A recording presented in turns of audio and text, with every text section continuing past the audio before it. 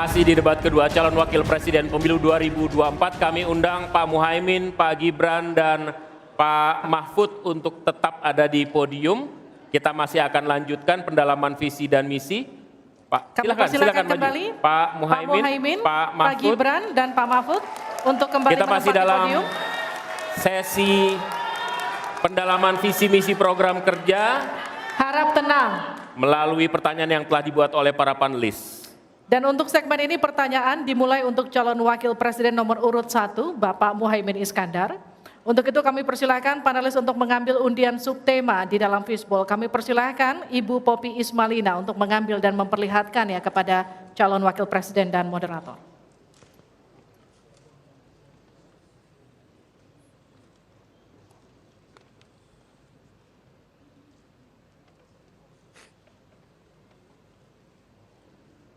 Silakan diperlihatkan. Oke. Perkotaan. Baik, selanjutnya Ibu Retno Agustina Eka Putri untuk mengundi huruf A, B, atau C.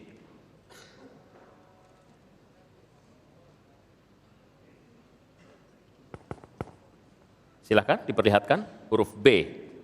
Perkotaan huruf B. Perkotaan huruf B.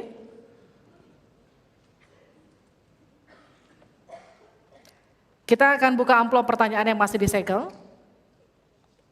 Dan kami kembali ingatkan kepada para calon wakil presiden untuk mendengarkan dengan seksama, karena kami hanya akan membacakan pertanyaan satu kali.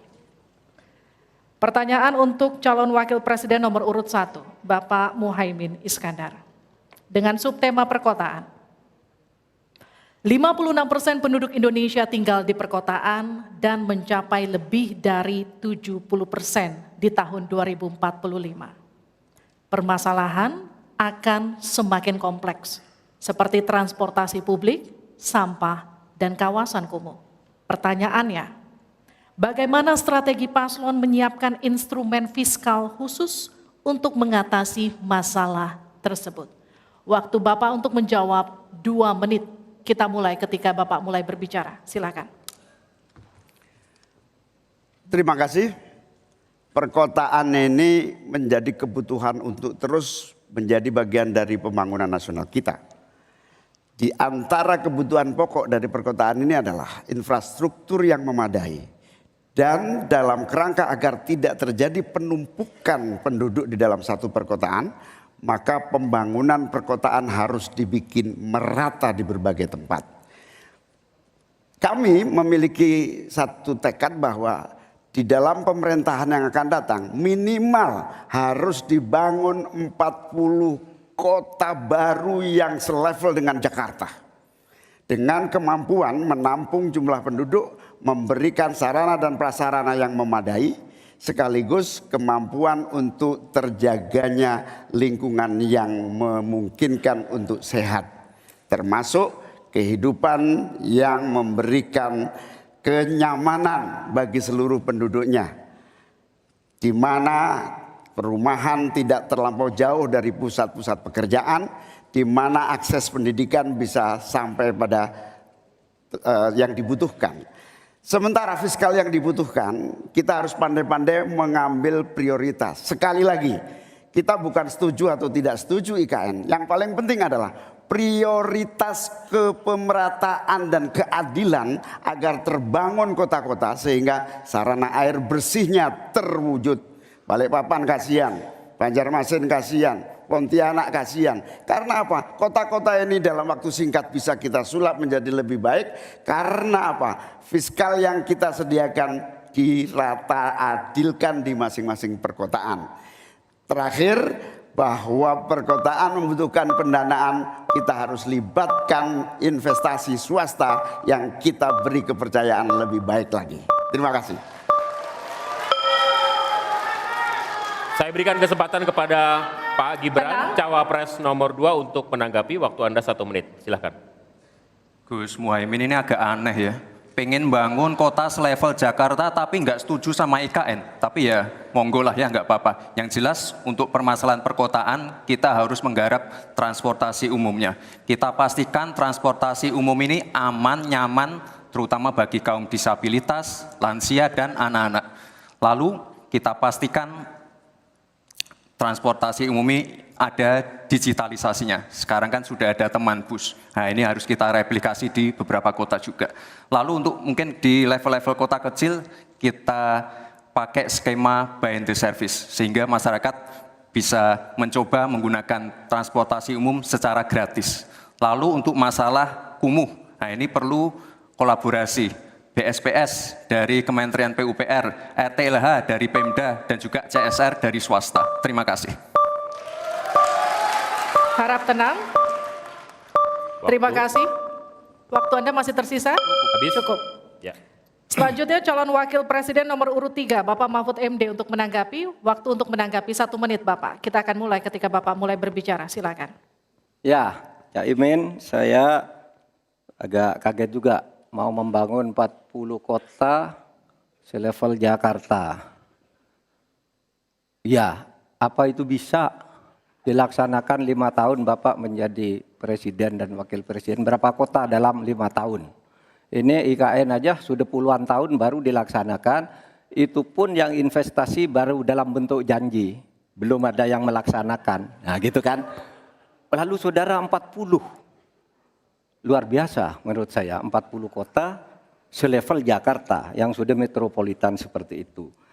Lalu juga pembiayaannya menurut Pak Muhaimin, kalau nanti kita membentuk 40 kota itu, pembiayaannya itu APBN, APBD, atau perlukah lembaga khusus seperti tadi ditanyakan oleh panelis melalui moderator. Ini perlu dijawab dulu agar semuanya tidak spekulatif. Selesai. Baik. Mohon maaf waktu Anda habis. Kami akan kembalikan ke Pak Muhaimin. Mohon tenang, belum selesai. Pak Muhaimin, waktu Anda untuk menanggapi atas tanggapan dari Pak Gibran dan Pak Mahfud. Waktu Anda silakan. Ya, yang saya sampaikan seperti Jakarta itu memiliki standar upaya sampai menuju Jakarta. Di mana tentu kota-kota yang potensial cukup disentuh dengan beberapa anggaran yang menumbuh kembangkan. Misalnya Pontianak, 1 tahun cuma 1 triliun. Bagaimana kalau 1 tahun kita bisa investasikan pengembangan kota hingga 3 triliun, 5 triliun. APBN kita cukup. Apalagi kalau seperti yang sampaikan Pak Gibran tadi, melibatkan berbagai cara pembiayaan yang melibatkan baik itu swasta maupun CSR. Jadi apa yang saya sampaikan selevel Jakarta itu target utama. Tetapi yang lebih penting dari itu adalah infrastruktur yang dibutuhkan dipersiapkan dari potensi yang sudah ada.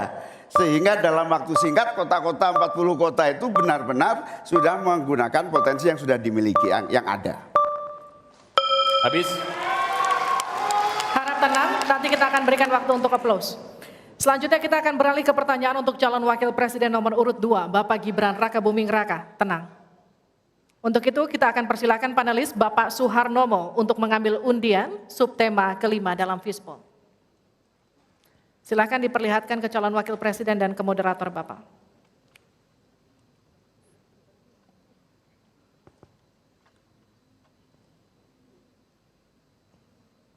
Infrastruktur.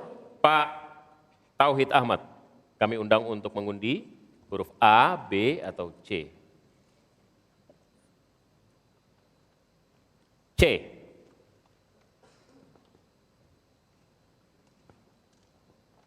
Infrastruktur huruf C. Masih tersegel Bapak.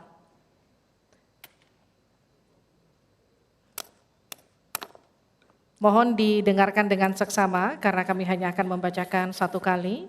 Pertanyaan untuk Bapak Gibran Rakabuming Raka dengan subtema infrastruktur. Dalam 5 tahun biaya infrastruktur pada proyek strategis nasional sebesar 2.385 triliun rupiah dari APBN. Sementara untuk infrastruktur sosial seperti sanitasi dan air bersih masih memprihatinkan. Pertanyaannya, bagaimana strategi paslon untuk memastikan penyediaan infrastruktur sosial tanpa membebani keuangan daerah? Waktu Anda untuk menjawab 2 menit, kita akan mulai ketika Anda berbicara. Silakan. Baik, terima kasih. Jika kita bicara masalah sanitasi dan air bersih, ini nanti nyambung ke masalah stunting. Untuk masalah sanitasi, ini perlu kolaborasi banyak pihak. Misalnya apa yang sudah saya lakukan di Solo. Kita membangun IPAL komunal di perumahan padat penduduk. Ini penting sekali. Lalu untuk kebutuhan air bersih, kita juga bekerja sama dengan kabupaten sekitar, misalnya dengan Wonogiri, Klaten, untuk mendapatkan air bersih. Kita juga sekarang sudah ada proyek strategis nasional, membangun beberapa bendungan dan embung. Ini nanti juga penting untuk meneruskan program pengairan nasional yang nanti berguna untuk pengadaan air bersih dan juga untuk mengairi sawah. Ke depan, masalah sanitasi dan air bersih ini penting sekali. Karena kami dari paslon nomor 2 ingin menyiapkan generasi-generasi emas yang sehat dan pintar. Kalau kita mengintervensi masalah stunting, kita juga harus mengintervensi tempat tinggalnya juga. Kita tidak bisa hanya memberikan gizi tambahan untuk ibu hamil dan lain-lain, tapi kita tidak menyentuh rumah tinggalnya. Jadi ini harus dikerjakan secara paralel. Stunting kita kerjakan, pemenuhan gizi kita kerjakan, sanitasi, drainase, air bersih, kawasan kumuh, ini harus kita selesaikan juga secara paralel. Terima kasih. Masih ada waktu? Cukup Pak? Cukup. Baik, saya berikan waktu untuk Pak Mahfud untuk menanggapi jawaban dari Pak Gibran. Mas Gibran yang terhormat, tadi itu pertanyaan yang dibaca oleh moderator, bagaimana strategi paslon untuk memastikan penyediaan infrastruktur sosial tanpa membebani keuangan daerah. Kayaknya belum terjawab. Tadi yang dijawab tuh infrastruktur fisik semua tuh. Infrastruktur itu kan ya ada infrastruktur sosial, ya itu yang penting. Kemudian regulasi. Bagaimana Anda menyiapkan regulasi sekarang ini agar semua itu bisa berjalan dengan baik. Nah kalau infrastruktur fisik mungkin sih bisa saja di utak-atik dari APBN, APBD gitu. Ini untuk ini. Tapi masalahnya kita punya problem dengan infrastruktur sosial seperti yang ditanyakan tadi. Nah itu saya kira yang perlu dijelaskan lebih jauh. Selesai. Waktu Anda habis, baik kita akan ke calon wakil presiden nomor urut 1 Bapak Muhaimin Iskandar untuk menanggapi, waktunya 1 menit. Infrastruktur yang disampaikan Pak Gibran menjadi bagian dari yang perlu disediakan. Tapi infrastruktur sosial atau infrastruktur kerakyatan, pada dasarnya kita bisa melibatkan semua pihak untuk hadir dan memberikan solusi. Contohnya infrastruktur gedung-gedung sekolah yang memberikan kesehatan, kecerdasan bagi masa depan anak didik kita. Apa yang bisa kita lakukan? Misalnya kita bebaskan pajak buat seluruh penyelenggara pendidikan supaya fiskalnya terpenuhi, supaya pendidikan bisa terjangkau, sehingga semua bentuk pendidikan, semua bentuk yang berkaitan dengan pencerdasan kehidupan masyarakat kotanya, maka dibebaskan pajaknya. Ini seperti yang sudah dilakukan di Jakarta, yang ini bisa kita tarik ke tingkat nasional. Infrastruktur sosial tercipta dengan pemerintah memberi fasilitas yang memadai. Cukup Pak? Bapak? Cukup. Baik. Kita stop, countdown. Tenang. Saya berikan kembali waktu untuk Pak Gibran untuk menanggapi atas tanggapan dari Pak Mahfud dan Pak Muhaimin. Baik, terima kasih. Mungkin Prof. Mahfud dan Gus Muhaimin kurang paham dengan apa yang sudah saya paparkan. Saya tadi juga bicara masalah infrastruktur sosial, stunting itu loh Pak. Ya, tapi nggak apa-apa, saya perjelas lagi. Kita punya program makan siang gratis. Banyak yang nyinyir, tapi sekali lagi Pak, program makan siang gratis ini adalah investasi menuju Indonesia emas. Program makan siang gratis 400T ini adalah stimulan untuk ibu-ibu, warteg-warteg, warung-warung, catering-catering yang ada di daerah. Bayangkan 400T mengucur ke daerah-daerah. Semua ibu-ibu ikut memasak makan siang untuk anak-anak kita. Itu Pak yang saya maksud dengan infrastruktur sosial. Program makan siang gratis, investasi ke depan untuk menuju Indonesia emas. Terima kasih. Tenang. Baik, kita akan masih lanjut. lanjutkan. Harap Kita tenang, masih kita lanjut. akan lanjutkan. Selanjutnya kita akan beralih untuk pertanyaan calon wakil presiden nomor urut 3, Bapak Mahfud MD. Untuk itu kami persilakan panelis Bapak Yose Rizal Damuri untuk mengambil undian subtema ke-6 dalam Fishbowl.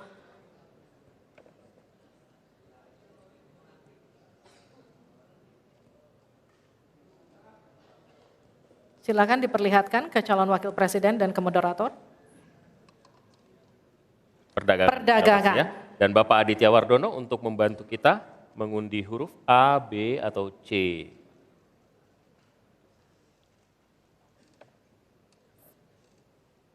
Perdagangan C.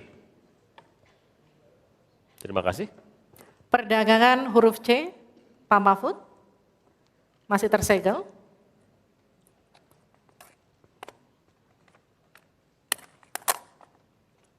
Mohon didengarkan dengan seksama karena kami hanya akan membacakan satu kali.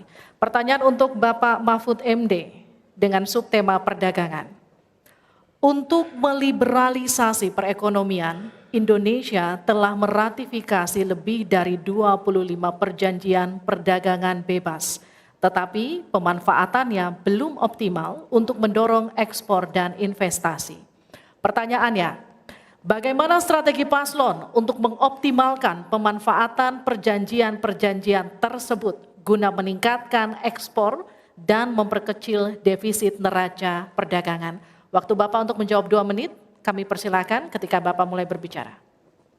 Baik, menurut saya untuk mengoptimalkan pemanfaatan perjanjian-perjanjian, saudara sekalian, saya dan Mas Ganjar kebetulan Ganjar Mahfud ini sudah berdiskusi lama tentang ini. Sekurang-kurangnya ada 3 hal yang menjadi strategi kami. Pertama, mengutamakan diplomasi ekonomi. Sehingga para duta besar yang ada di luar negeri itu, menurut Pak Jokowi pada saat awal-awal kami dilantik, duta besar itu adalah duta ekonomi. Optimalkan diplomasi ekonomi dengan negara-negara lain. Yaitu. Kemudian yang kedua, juga kami akan melakukan perdagangan untuk mengintegrasikan perdagangan nasional kita ini ke perdagangan global. Sehingga memenuhi standar-standar internasional untuk setiap apa yang kita punyai mau dimasukkan ke dunia global itu sudah jelas standarnya bisa diterima gitu. Dan kita juga membuat regulasi di sini agar tidak misalnya upaya perdagangan kita lalu diblokir atau dicurangi oleh teman-teman kita sendiri, pelaku-pelaku ekonomi di dalam yang berintegrasi atau berkoalisi dengan pejabat-pejabat publik. Kemudian, saudara kalian, kami akan mengutamakan penguatan ekonomi nasional agar ekonomi nasional itu juga bisa tumbuh ke dalam sehingga nantinya masuk dengan strategi kedua tadi bahwa kualitas barang dagangan kita itu bisa diterima di luar negeri dan produktif sehingga juga tidak susah misalnya untuk diterima oleh dunia internasional. Saya kira itu bagian strategi yang sudah kami diskusikan dan selesai. Terima kasih Pak Harap tenang. Mahfud. Saya persilakan Pak Muhaimin untuk menanggapi jawaban dari Pak Mahfud tadi. Ya, Pak Mahfud, kalau diplomasi sebagai pemasaran itu normatif ya. Ini sudah menjadi pengetahuan umum. Yang paling penting itu adalah bagaimana nyelepet para diplomat berubah wajah menjadi pemasar-pemasar yang tangguh. Diplomasi pemasaran yang ekspansif itu tidak kita miliki. Karena memang seluruh cara kerja diplomasi kita masih politik dan sangat normatif. Yang kedua, kita bisa hadir di dalam dunia perdagangan global kalau kualitas produksi dalam negeri kita juga punya standar yang baik. Saya sampai hari ini sangat prihatin. Kita tidak ada satupun yang terus mengupgrade secara masif kualitas dan standar. Semuanya kayak dibiarkan tumbuh sendiri-sendiri gitu.